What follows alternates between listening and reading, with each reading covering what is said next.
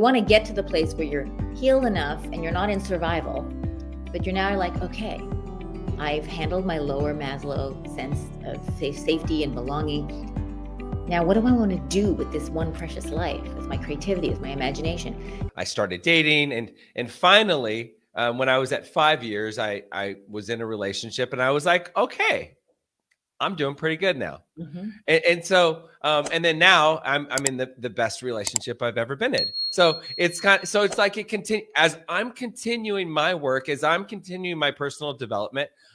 I'm the quality that I'm attracting is much higher, and it's across the board in all of the relationships in my life, not just a romantic relationship. So when does a person know they're at a good place and they're like, okay, I'm in a good place now, and I should start dating because I'm going to attract the right woman or the right man or whatever? I'm just going to take a guess at this, so you can all support me, Tim, because you might have some other ideas. But yeah. I think so yes, you're sober. There's probably a certain period of time where you go, I feel powerful around my sobriety, not terrified. Am I going to be sober tomorrow or not? There's a place where you're just like, I can trust what I've built now.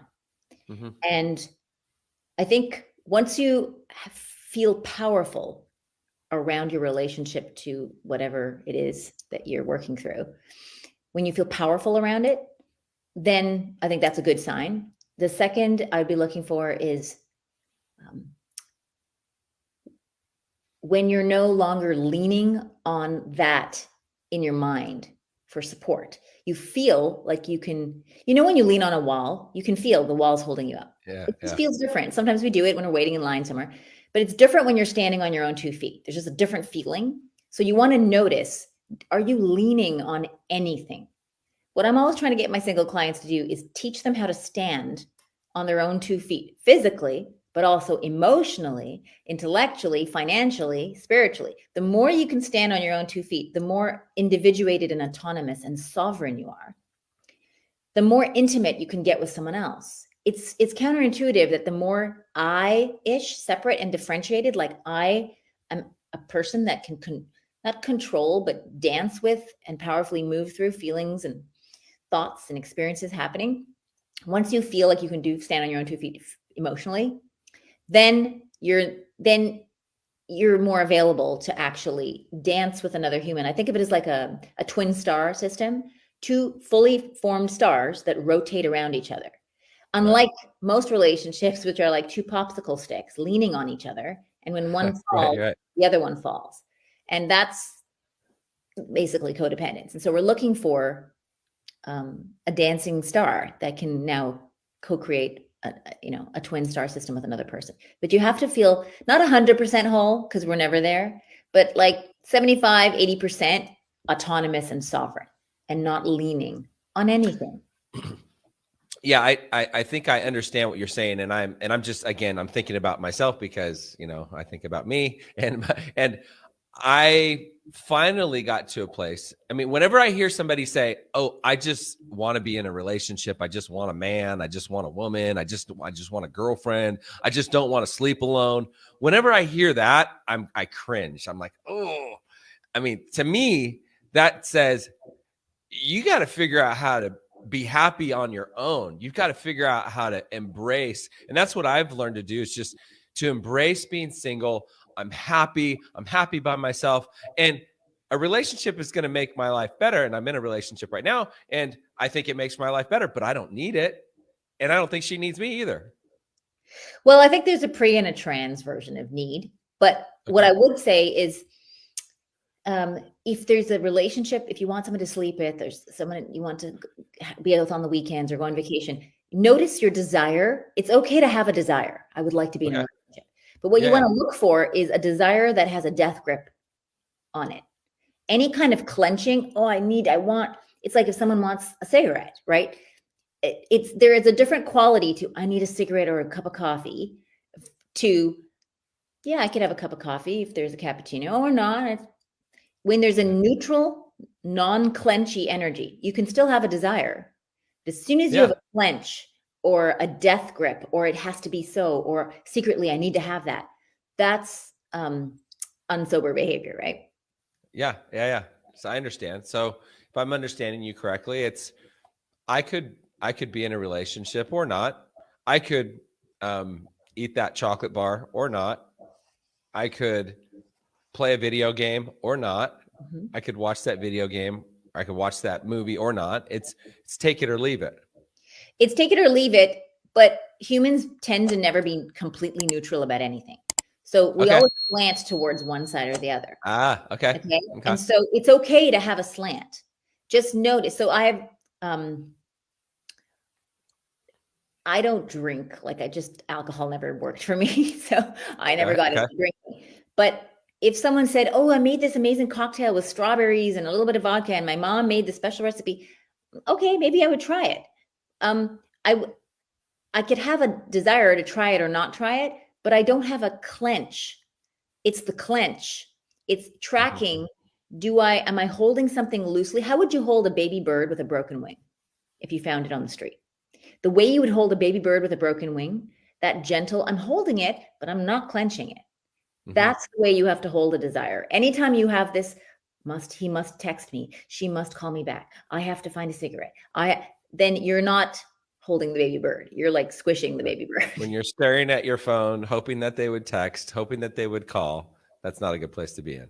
Yeah, you're clenched around an outcome, and the other person can feel it energetically, and they'll want to squeeze out of that death grip. Should people be searching for a relationship, or should they just be living their life and doing the things they love to do? And a relationship maybe shows up or doesn't show up. Yeah, I'm a big believer in the best bird call to find your mate. The best bird call to find a relationship is to be doing your best life, is to be behaving and acting and talking and doing activities that are aligned with your purpose, with your dharma, with what lights you up. When you're standing in the world doing the thing that you love, the activities, the places, the experiences, the adventures, then what you exude is radiant possibility, and you're lit up from the inside. And that is the best bird call. You just make sure it's ideally, don't be doing it in your mom's basement because no one can see you. So you have to actually be in a public space. But if you're in public spaces, talking and thinking and speaking and sharing about or doing what you do best, that is your bird call. And the right person will go, there she is, there he is. And that's how I met my husband. He was literally doing a talk at Burning Man, talk about what he teaches. And I was like, that's the bird call. And I recognize the guy. Yeah. But you have to be out there doing and speaking and talking and acting in ways that are aligned with your soul, with your dharma, with your purpose. So a lot of the work I do with clients is helping them get into their dharmic purpose or their soul's call so that they can get the bird call. Like going on Tinder or Bumble and with a good bio, I help people do that too, for sure. I mean, I'm very good at writing bios, but no bio is going to help you attract your soulmate if what you're actually exuding isn't your essence, some amount of your essence, because how else can your soulmate recognize you? And if you're still in early recovery, you're just trying to survive. You haven't even gotten to my essence and let me channel my purpose and my wheelhouse and my superpowers. So to get a free copy of the 12-step guide that I created for you, click on the link in the description below. You want to get to the place where you're healed enough and you're not in survival, but you're now like, okay, I've handled my lower Maslow sense of safety and belonging. Now, what do I want to do with this one precious life, with my creativity, with my imagination? And there is something that you're better equipped to do than anyone else. And finding that is what's going to light you up. And that's what's going to call in the right partner. So speaking to online dating, Tinder, Hinge, Bumble, those dating apps, I know that you've helped people write bios. My experience, I haven't been on a dating app for years and years and years, like a long, long time, because I would rather live my life and do the things I love to do and live my purpose. And I'm going to meet the people that I want to meet, because to your point, a profile on Hinge or Bumble or one of those apps is not really going to paint the picture of who you are. Well, I don't want to throw the apps out because we're in a new technological stage. No, true. Hey, true. And hey, I know a lot of people that have met their match on So on here's what I would online say. dating. So Here's what I would say about that. So I was single before I went to Burning Man the year I met my husband. And okay. I didn't want to do it was Match.com back in those days. And my friend Yeah, came right. over and he was like, "You're writing a Match.com bio today. I'm not leaving." So we sat there, we wrote it out, I put it up. I ain't never looked at it again. I went to Burning Man the next week. But the next week, I met my partner. Now, it took several months before he even recognized me. But I think putting out a profile on at least one dating app is a Right. form of saying to all your parts, all yourselves, and the universe, I'm ready. I'm inviting, Right. taking an Yeah. action. Even if you never look at it. I didn't even look at the Match.com bio, but I think that action of crystallizing, what do I want to say here? What do I want to attract? The whole process of saying, yes, I'm available for a date. I'm available for a relationship in an action, not just in your mind, in an Yeah. action, Okay. does something to reorganize your nervous system and call it in at a magical level. I met him in the real world, not on Match, but I don't think I would have Right. met him if I hadn't have done the energetic Yeah, shift. maybe going through that process, putting it all on paper, figuring out what you're really looking for, figuring out who you really are. And I mean, hey, I've got nothing against dating apps. For me, they didn't work, and I was able to figure things out without the dating apps. Yeah. So, okay. Here, my next question. In your opinion, where should finding a relationship be on the priority list?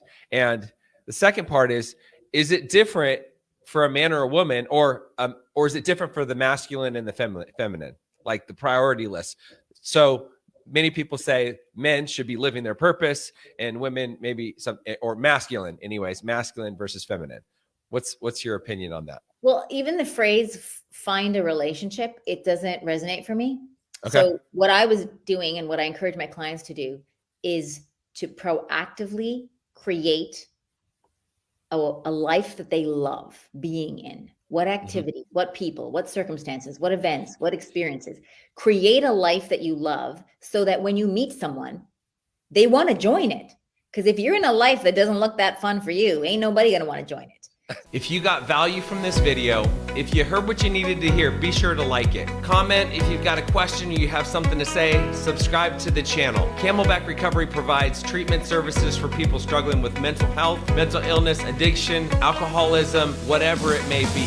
So if you or a loved one is struggling and you need some guidance and you need some direction, reach out to us. Our contact information is down below, or you can go to our website, camelbackrecovery.com, whether it be detox, inpatient treatment, outpatient treatment, sober living, recovery coaching, sober companion services, whatever it may be. Like I said, we can either help you or make sure that you get sent in the right direction. We help people all over the country, all over the world for that matter. I'll see you on the next video.